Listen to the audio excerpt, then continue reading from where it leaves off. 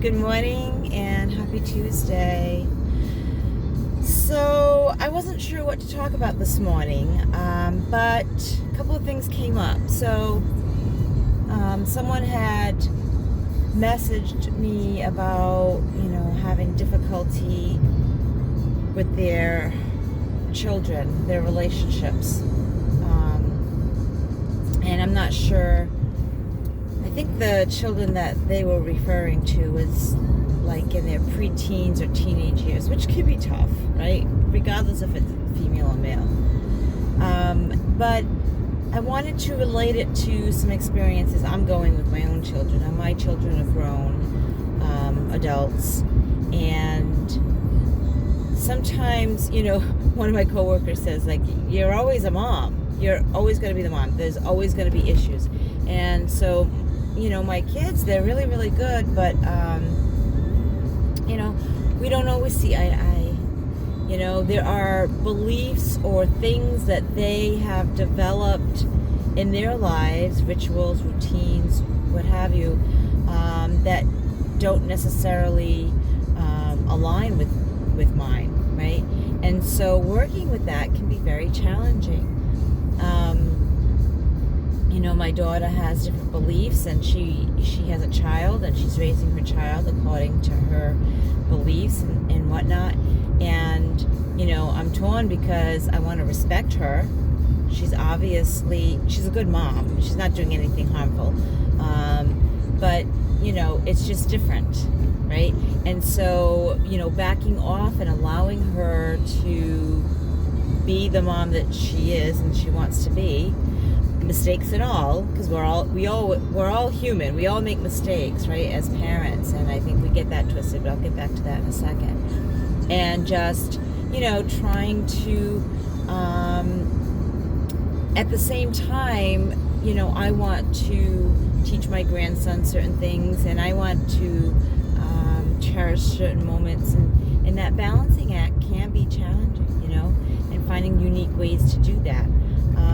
And talking with your children, right? So communicating with your children and how you feel and expressing, your opinions, not necessarily that you're going to get what you want, like with any conversation, right? There's no guarantee you're going to get what you want, but expressing how you feel, because if you keep what you feel inside,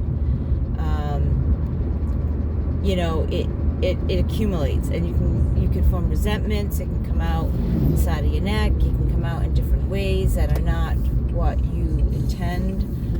So it's important to do that. And with younger children, even if they are like, preteen, it can be very similar where, they are starting to form their own ideas and concepts, right? And so you want to guide them, you want to help them, but you want them to be their own person, right? And so finding that balance of when to let go and when to put your foot down, right?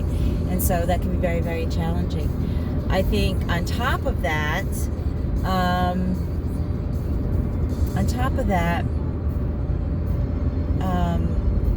being a woman in recovery, we might have some damage. We might have done some things and have a lot of guilt and shame around that.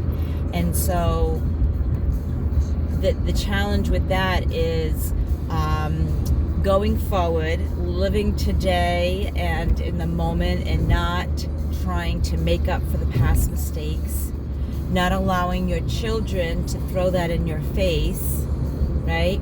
To understand that they're angry, to understand that they've been hurt, but that they can be manipulative and use that against you, and putting that boundary.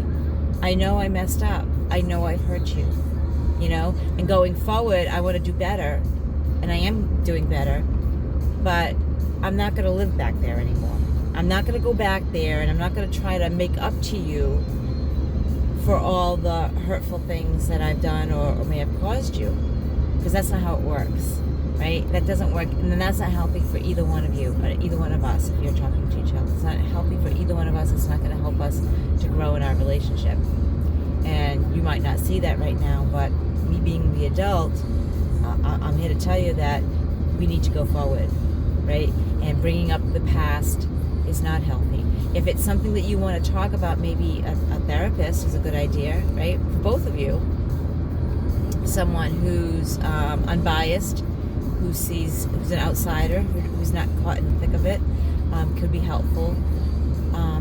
But again, the challenge is communicating with our kids, expressing how we feel, setting those boundaries, allowing them to feel what they feel and become their own person, but at the same time not being manipulative and using it against you in a hurtful way to get what they want, right? That behavior needs to stop, because it's not a healthy behavior for them to have anyway, and it could be a great learning opportunity for both of you. Anyway, I haven't been using my mic. I know one day I put it on and I think the sound was better. I think there was less shaking and background rumbling noise, and I keep forgetting to do that, so I will try next time. But anyway, I hope this has helped you. I hope you have a wonderful day. Remember to let the people that you love know that you love them. Send them that text, give them that call, give them a great big hug every chance you get. If you like my videos, hit the subscribe button, hit that like button, hit that heart. Follow me on Facebook and Instagram under Recovery Enthusiast or Doreen Cunha. I'm going to put my name, the spelling of my name in the comment below, or the whatever below. I know it's a tricky one. And check out my website at recoveryenthusiast.com for some great content. Until next time, stay blessed and peace.